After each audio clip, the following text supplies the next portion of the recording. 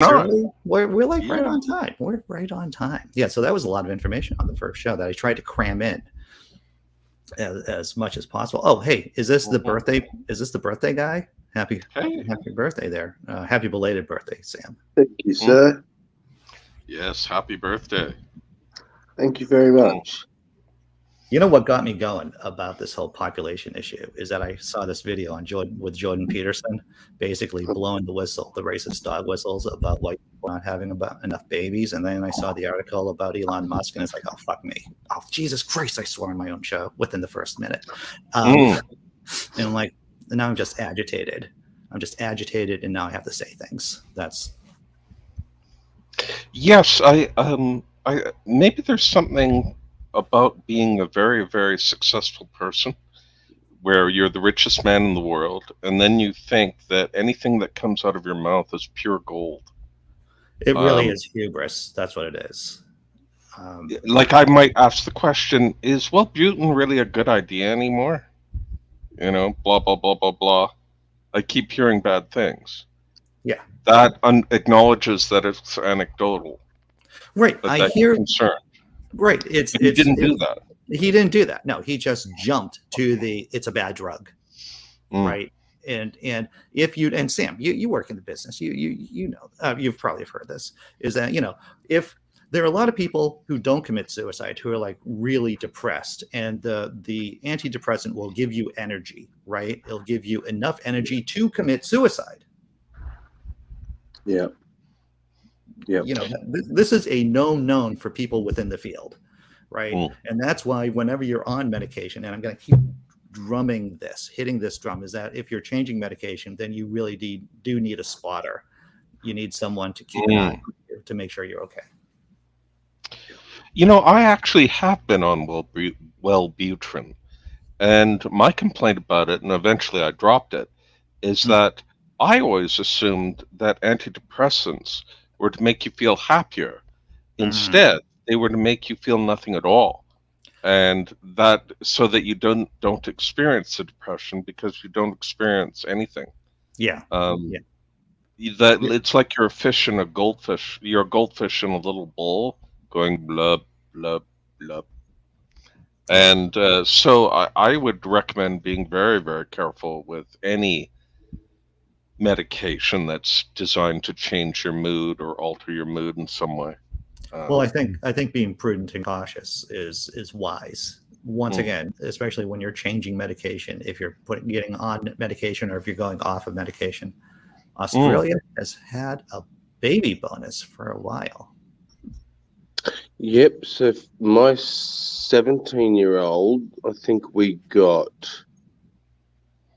$6,000, and so a couple of years before he was born, it was $10,000 a Oh wow. child, Mm.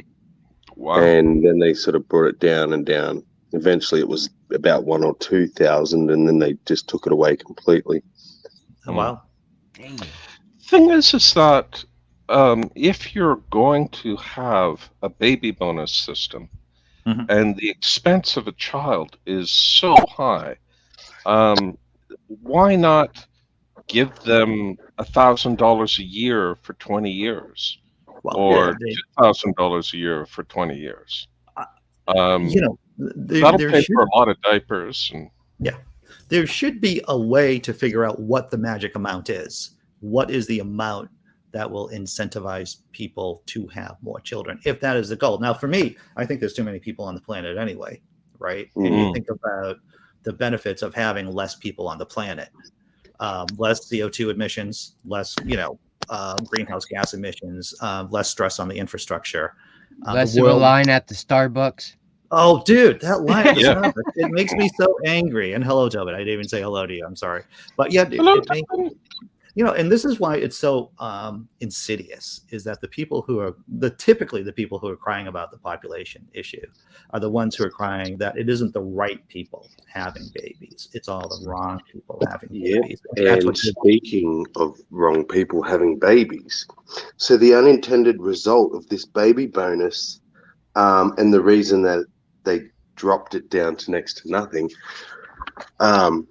was that $10,000 to someone who has a stable job, you know, a good career, whatever, is nothing. Yeah. There is no incentive to have a child. The only people that were being incentivized were young teenage girls who saw a $10,000 cash bonus, and were getting pregnant just to get this money. Jesus. But as Andy was saying before, in progressive countries, people aren't having kids, and Yeah. throwing 10 grand at them isn't going to make them have a kid. No, they have to actually treat it like having a job. You know, Exactly. a one-time 10 grand amount is not going to incentivize anyone with half a brain to have a child. It is going to be the decision point, you know. Especially if what if the mother stays home? You're going to lose a lot more than $10,000 from her loss of income. Yeah. Because even the most minimum wage job, you'll earn closer to 20. Oh, sure. Yeah. Well, there is this real the math. You have to, you know, people with low wage jobs have to be able to do the math and say, well, is it worth for me to put my kid in childcare while I work a minimum wage job? And more often than not, it isn't, because you're just spending so much money on childcare. So maybe you have to work 2 or 3 jobs to get that kid into childcare. Well, that just becomes crazy. And that's one of the reasons why people get divorced. That's one of the reasons why all these hosts of societal ills happen, is because you're just working all the time.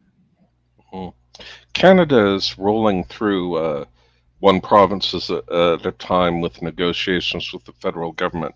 I think it's $10 a day childcare.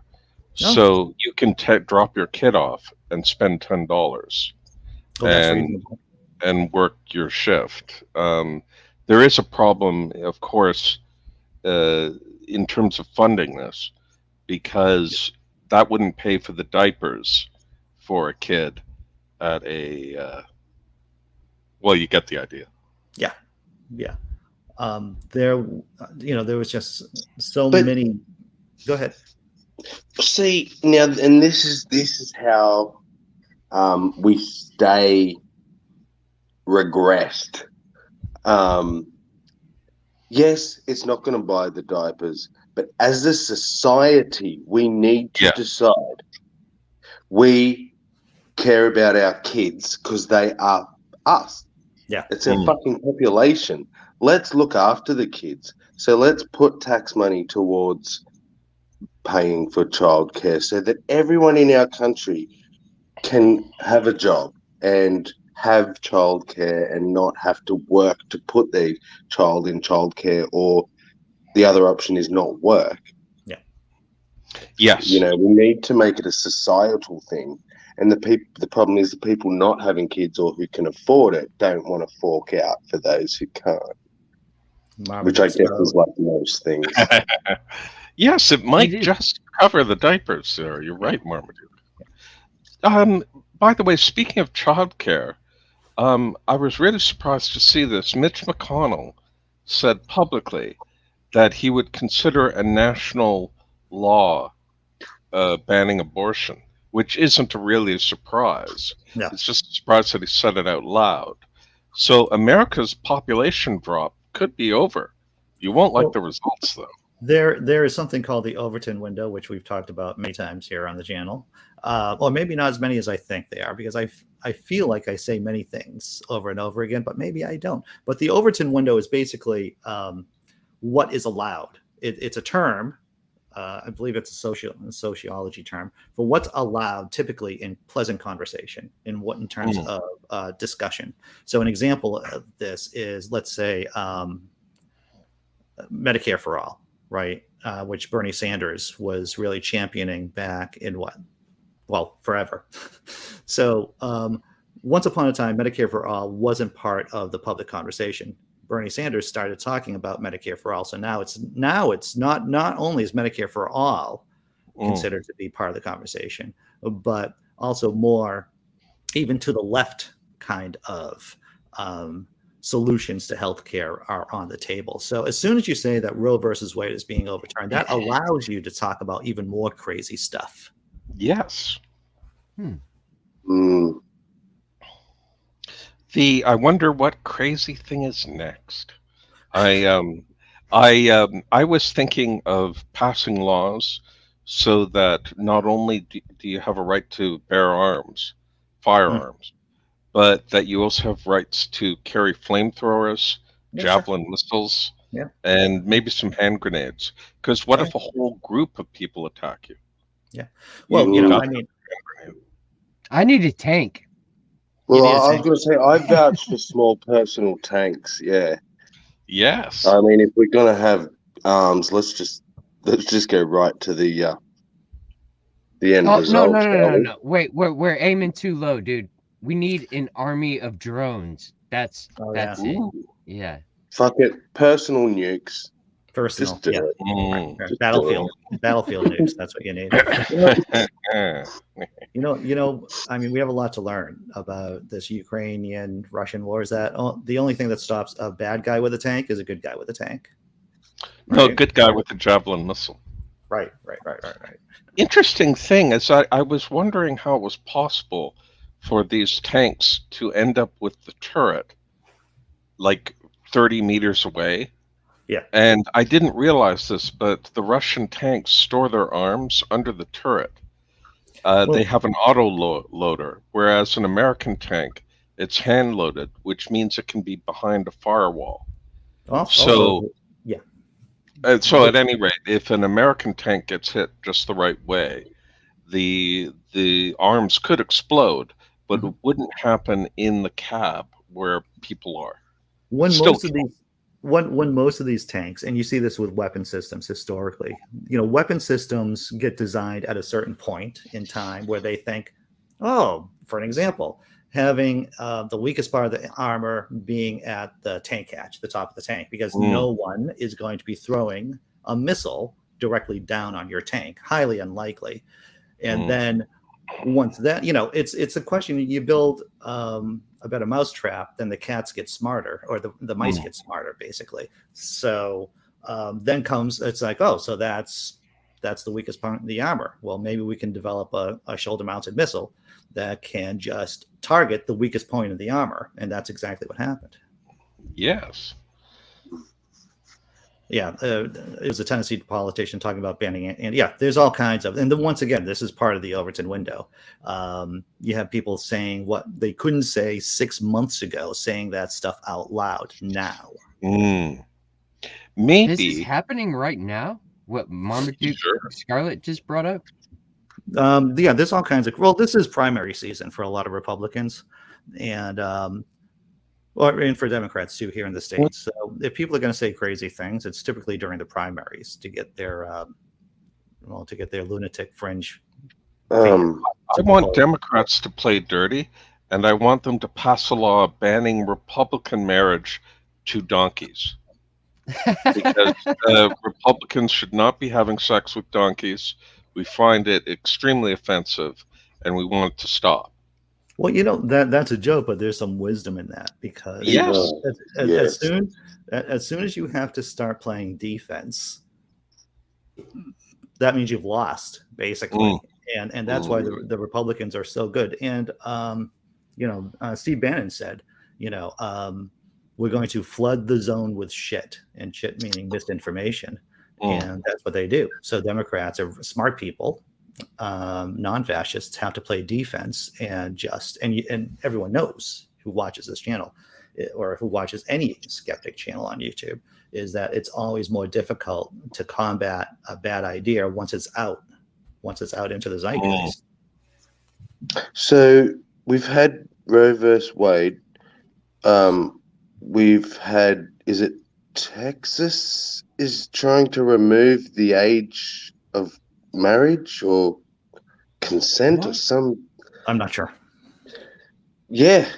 Um, and now you're telling me that we've got states trying to push to ban interracial marriage. Well, Have we seriously fucking landed? Sorry for the give me a yellow card in the 1950s. Well, yeah, I mean, let's not forget that it wasn't Loving versus the state of Virginia was, I think, decided in 1967, and a lot of people alive here in the states Mm. are a lot of voters remember when you couldn't be interracially married in Virginia, of course, and a lot of other southern states. I also want to see when they had those transvaginal ultrasounds required for women who wanted an Yeah. abortion. I Mhm. want to see for men who want to get a vasectomy to Mhm. have a transanal ultrasound. So, Sounds like a personal issue, Big Zebra. mm. Yeah, but I think just No, and make the Republicans say, "Oh no, you can't do that. Just keep it so up." you're onto something there, Big Z. Mm.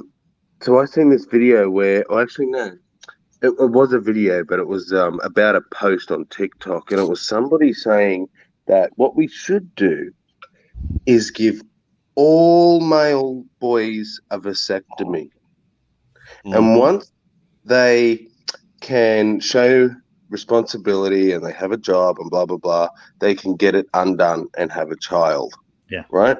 And Wow. then but then it goes, oh, sorry, does this make you uncomfortable about trying to control what a man does with their body?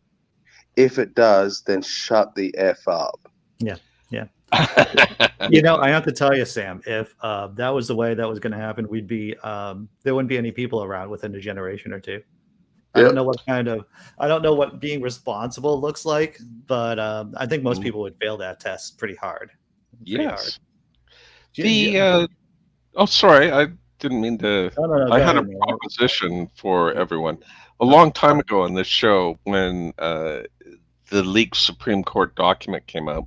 I asked how many bad things can happen before an American says, "I'm not fighting anymore. I'm working on leaving." Yeah. And if, say, Roe is overturned and the Republicans win the presidency in the next federal election, and they manage to pass a national abortion ban, Yep. um, do you then start thinking about emigrating? Well, all of those, I want to break that apart for a second. One, we know that, okay, statistically speaking, it's more than likely the Republicans are going to win the House, Hmm. right, in the midterms. The Senate is still kind of iffy. Um, the way things are looking, you know, it's difficult to really see what's going to happen in the next presidential election. We're years away now. Um, yeah, that's difficult, but there's a distinct chance that you're going to have a Republican legislature, a Republican Supreme Court, and a Republican president, all Mm. fueled by fascism and theocracy. So yeah, that's more I'm going to say this. That's more probable than possible, Big Zebra. That's more probable than possible. Right, right. I'm wondering what other areas, like we joked about Americans, Tobin wants to own a tank now. Yeah. Um, but what other areas of conservatism would push the left to emigration rather than staying? I'm Well, not sure. yeah, Uh, well, you know, this is what typically happens, right? It's when people feel like their lives are directly, impinged upon. So you look at Russia right now with all the sanctions. A lot of people could tolerate Putin up until the mhm, time that those sanctions actually hit. So mm, now, we've been hearing about a brain drain because the everyday Russian can't get out of Russia. no. They can't get out. They're not going to buy a Greyhound bus ticket. and that's just not possible. But you get the best and the brightest, those people who aren't already part of the regime, and maybe even some people who are part of the regime who see the writing on the wall and just want to get out.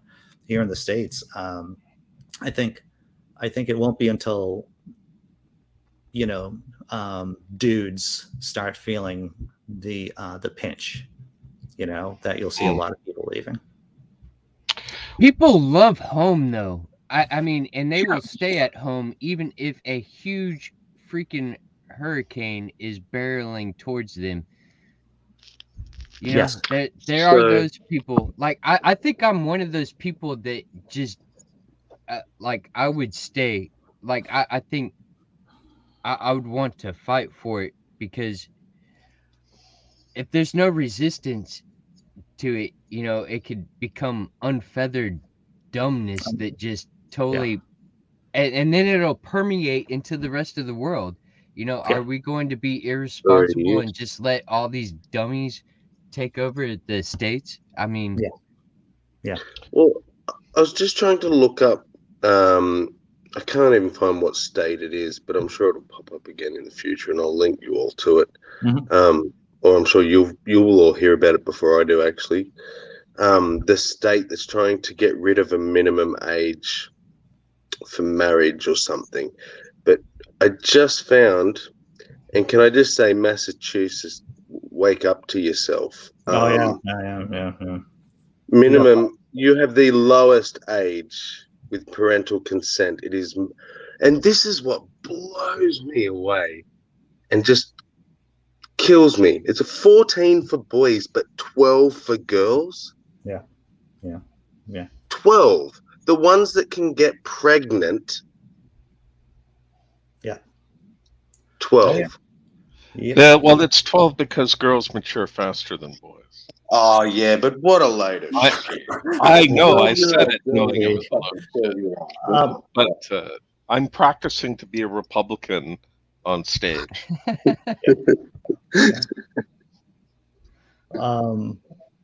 So this is the problem with a lot of blue states, and we have it so good that we're not aware of all the crappy laws that we have on the books, and there's this kind of sense of laziness that we should really work to get those laws off the books, and not a lot's getting done because people are complacent.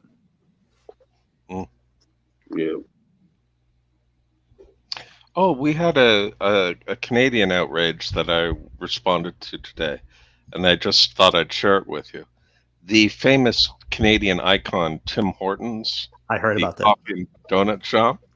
They have a charity, which is basically a beautiful camp in the middle of nowhere. And if you're a kid and you don't have much money, they'll get you to the camp and you can have a good time, maybe for a couple of weeks. So something happened, and that a boycott Tim Hortons campaign came up because they require kids to be fully vaccinated before they can go. And apparently this is an outrage. So I actually tweeted Tim Hortons and congratulated them on standing firm, refusing to turn their camp into a super spreader event. And I don't know if anyone is going to roast me alive for that, probably. But that's what's going on. People want kids to go to camp at Tim Hortons and then get COVID. Well, they want a private company. So this is how this is how the brain of these people work. It's like they want a private company to do what they, to be a super spreader for their kids and for their their crazy belief system. That's Matt. Yeah, I saw that on Twitter the other day.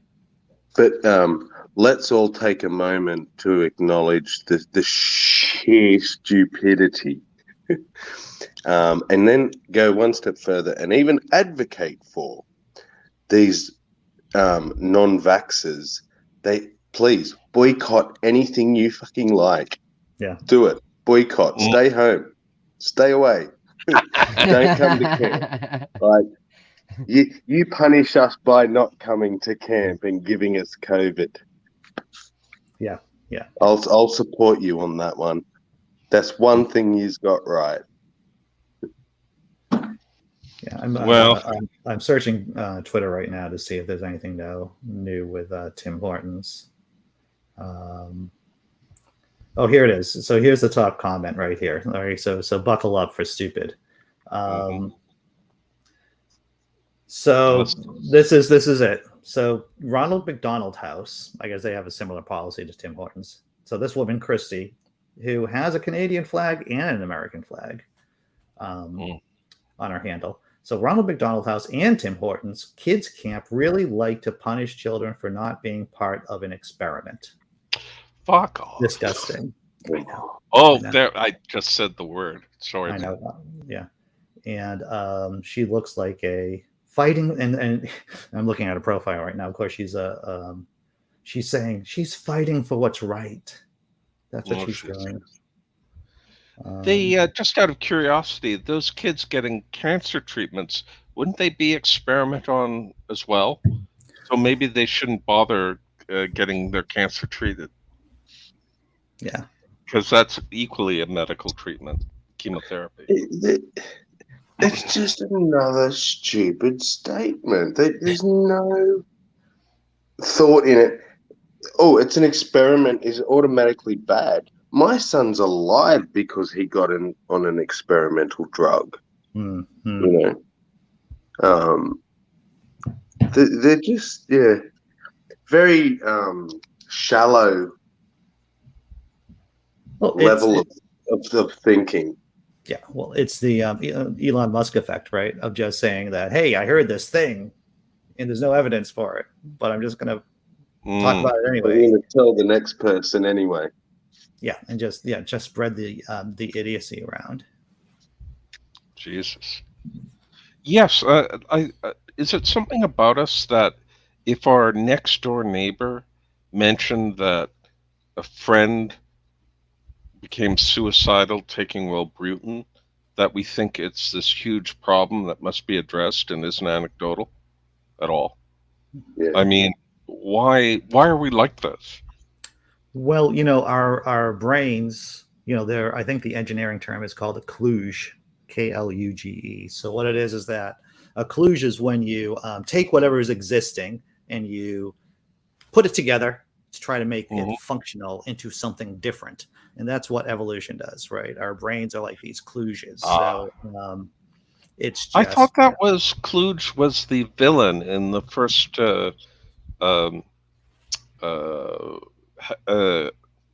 Jesus. I've forgotten the name. Kluge No, is the first I've forgotten the name of the movie. I was going to say Hellraiser, but it's Highlander. Highlander. Kluge was the villain in the first. Come on. Kurgan. Get your 80s movies geek knowledge straight. Maybe he was one of the villains, but got killed off. But that's the. I mean, basically, and I'm not saying anything new. Is that our brains are not wired? Our brains, we don't have an intuitive grasp on statistics. We don't have a for science. Science. That's what. Yeah, we just don't. We don't take that one little step of, okay, I've just been given this new information. I'm going to take it with a grain of salt. Mm-hmm. We instantly give what we've been told some sort of what's the word? Highlander. If you can't find a word, we word is Highlander. I think that was helping. Sorry, that wasn't helpful at all. Like if Uncle Jim is so convinced about this, then there must be something to it. Yeah. Mm. Yeah. That's yeah. That's why it's so important to develop a bullshit, detection, baloney detection, device in your own head. And then when you do hear something in real time, there are different ways of responding, but at the very least to say something like, I don't know if that sounds right. That doesn't sound right to me. Yeah. Or maybe it could be right. How could we know for sure that it was? Yeah, this is what scientific studies do, and why statistics are so important is to stop us from screwing up with just a big pile of anecdotal bullshit. Yeah. That's part of the practice of science. Yeah. Yeah. So Sam, before I sign off, because we're heading towards half an hour. Happy birthday, by the way. I just want to say that again. Happy birthday. Happy birthday to you. How does it feel to be in a whole nother decade? It's funny. This one didn't feel any different. The only ones that really ever did was 30. Mm-hmm.